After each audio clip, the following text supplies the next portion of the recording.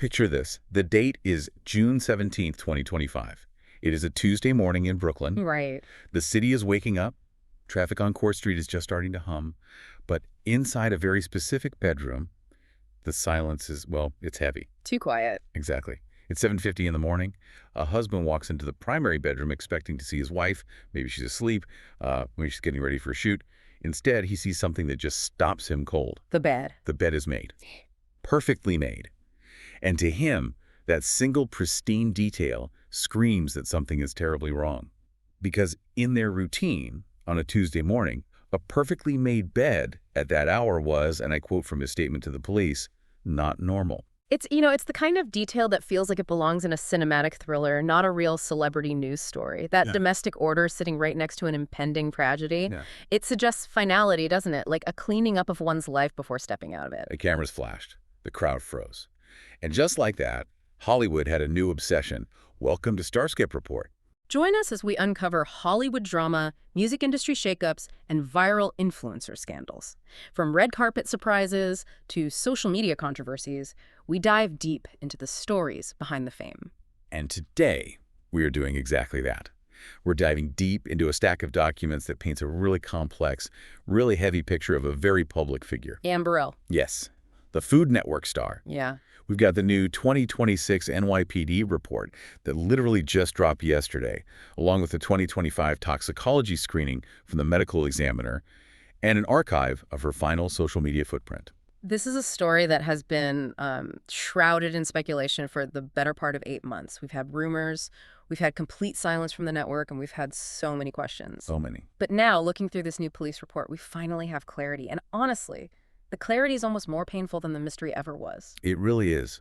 Yeah. Our mission for this deep dive is to unpack the truth found in these files. Not just the what, but the how and the why. We're going to look at the pharmacology of the tragedy, the psychology of what experts call perfectly hidden depression, and the really jarring contrast between her public joy and her private pain. Yeah, that contrast is staggering. But we have to start with the headline from yesterday's release. The police report officially confirms the existence of a suicidal note. Which is just a massive pivot from the initial narrative. Completely. For months, the discussion floated around an accidental overdose or some kind of sudden medical event. But this report says investigators found a specific note left in that primary bedroom. And it wasn't just one note, was it? No, and this is where the timeline gets really dark. The report details that investigators found multiple suicidal journal entries left on the bed in that same room. Wow. This wasn't just a scrap of paper scribbled in a moment of panic. This was a collection. It strongly suggests this wasn't a sudden snapping impulse. This was documented. It was something she was wrestling with on paper, perhaps for a very long time. That distinction is so vital. When we see journal entries plural, it changes the profile completely. It paints a picture of someone trying to explain themselves, or maybe trying to process pain that absolutely nobody else could see. Right. It really challenges that image we all had of her, the spiky blonde hair, the rock star energy. Brown food tastes good. Exactly. Her catchphrase, she was the mentor on Worst Cooks in America who was tough as nails. To think of her sitting in that quiet room, writing down these thoughts, it's a profound disconnect. Let's walk through that morning of June 17, 2025, because the timeline provided in the NYPD files is hauntingly specific. Okay. According to the report, Anne was last seen alive by her husband, Stuart Claxton, at 1:00 a.m. Everything seemed relatively standard. They went to bed. But then we fast forward nearly 7 hours. To 7:50 a.m. This is where Stuart enters the room and sees the bed. I want to pause on that reaction because it's so telling. Yeah, it really is. He told the police he noticed the bed was made and that it was not normal. That one deviation from their routine was his first red flag. It's amazing how well we know our partners, right? Absolutely. That a made bed, something that usually signifies order and cleanliness, can trigger an instant panic response just because it breaks the pattern of their life. And it triggered enough of a response that he immediately started searching the house. He didn't just shrug it off and go make coffee. He went looking. Right. And that is when he found her. The report states he discovered Anne on the bathroom floor, specifically the shower area. She was unconscious, unresponsive, and surrounded by what the police described as a large quantity of pills. Reports from the time, which are included in our source deck, mentioned it was approximately 100 assorted pills. 100. Just visualizing that scene, Hmm. the sheer volume indicates a desperate determination. The police report actually details his reaction in a way that's incredibly hard to read. Ah. It says he attempted to wake her by shaking her and slapping her face. He was desperate to get a reaction. He then called 911 at roughly 8 o'clock. But here is an interesting detail from the dispatch records. The initial call was actually for a cardiac arrest.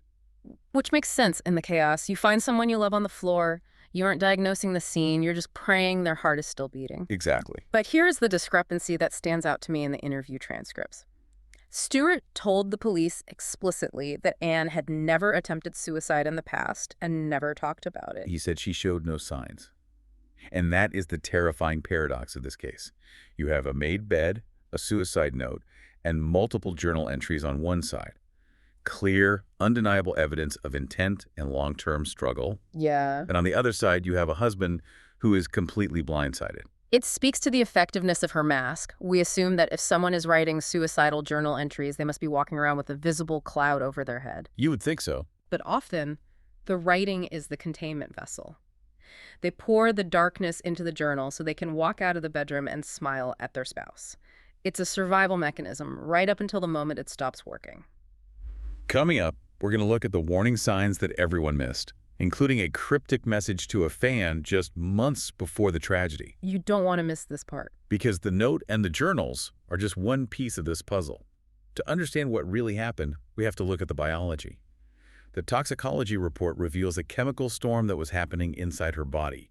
It wasn't just pills. It was a very specific, lethal combination. Right, we need to get technical here because the acute intoxication ruling from the medical examiner back in July hides the complexity of what actually killed her. It does. It's a toxicological mix that tells a story all on its own. Let's break that down.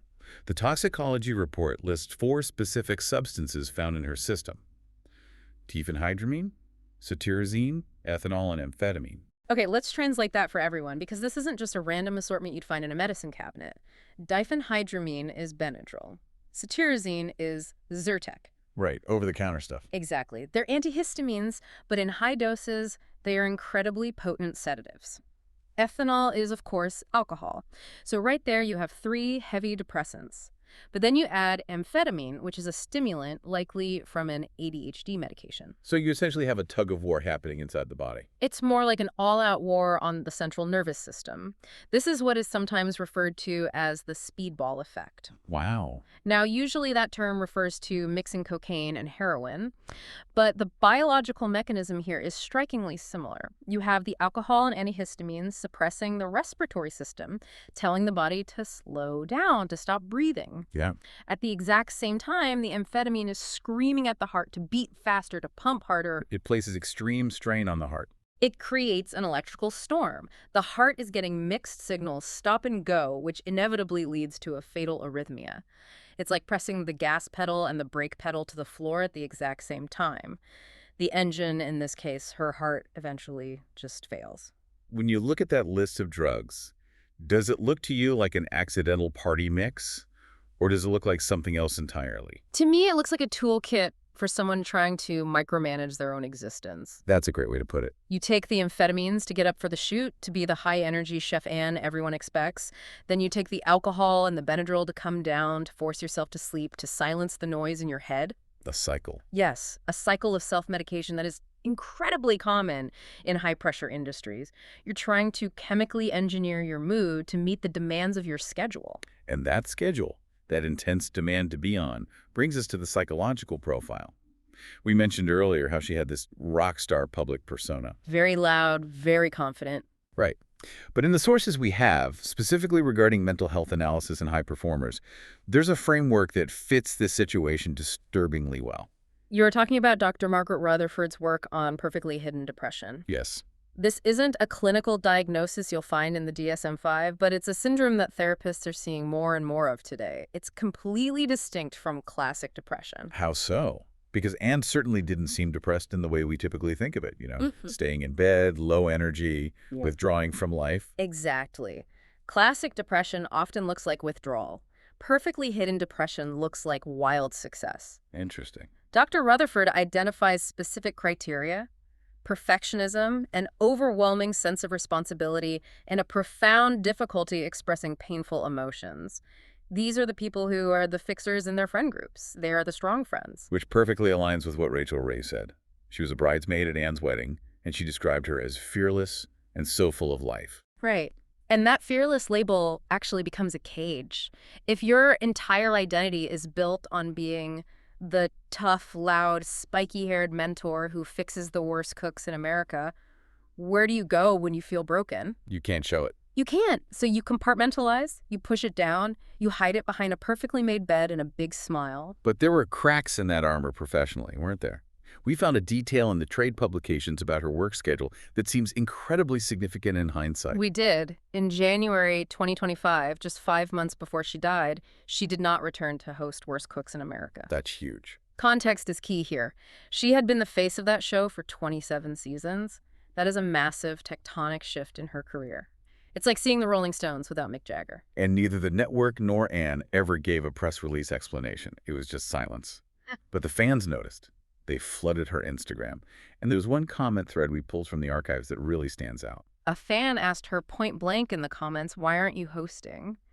And Anne replied, "Honestly, I don't know." Honestly, I don't know. That phrase just sticks with me. It strongly indicates she might not have made the choice to leave the show herself.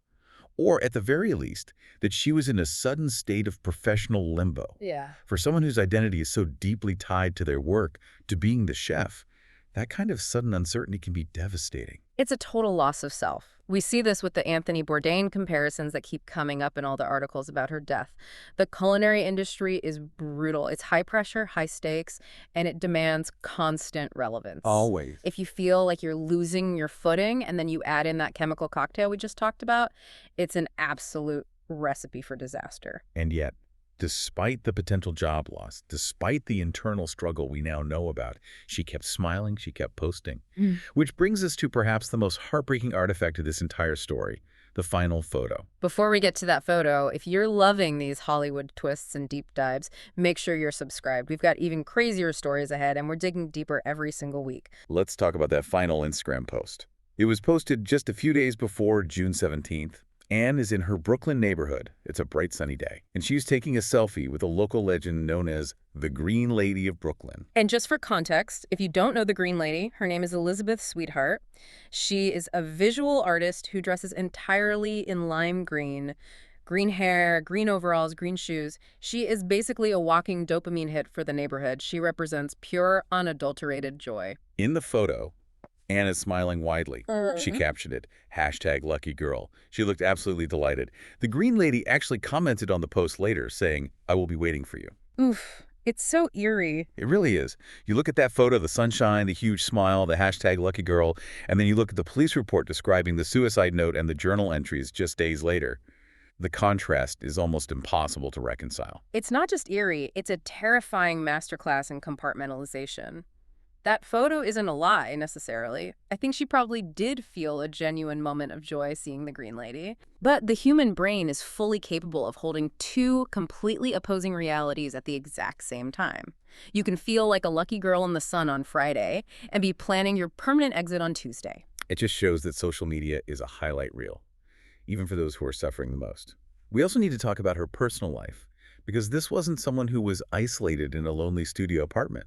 She had found love later in life. She did. She met Stuart Claxton on Bumble back in 2018. They got married in October 2021. It was this beautiful fairy tale wedding in Cazenovia, New York. She arrived in a literal horse-drawn carriage, and she became a stepmom to his son, Javier. She was only 4 years into this marriage. She was 55 years old. She had a family. And that makes the hidden struggle even more tragic. She wasn't isolated in the physical sense at all. She was surrounded by people who loved her. The tributes from her industry friends really highlight that she was deeply loved, but also that her relationships were heavily based on shared activities and high-energy fun.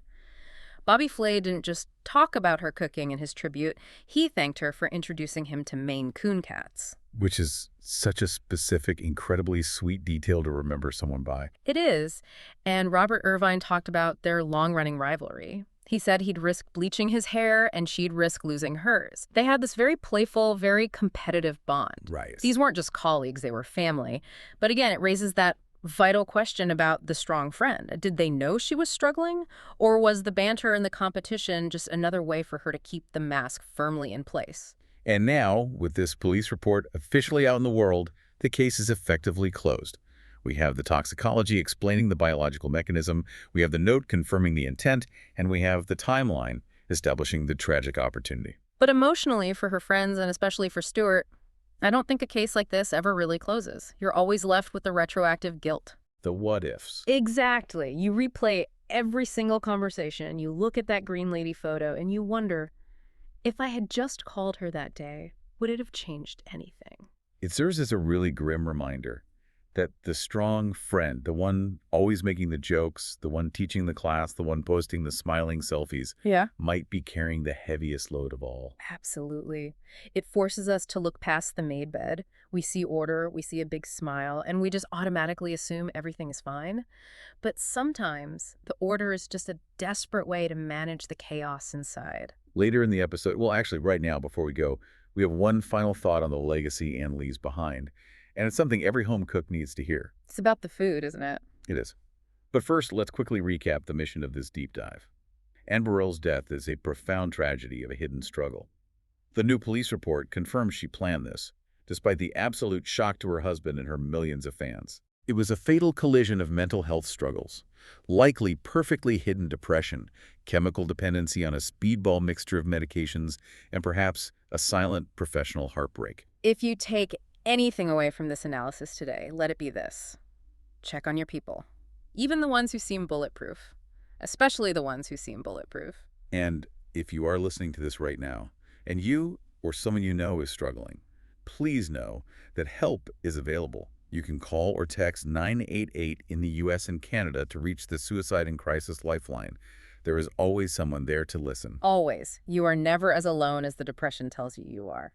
As for her legacy, I keep thinking about her catchphrase. Brown food tastes good. On the surface, obviously, it's just about caramelization in a pan. Right. But really, it's about not rushing. It's about letting things sit in the heat until they develop real flavor and depth. That's a beautiful way to put it. She taught us patience in the kitchen. She did. And this story makes me wonder about the digital ghosts we all leave behind.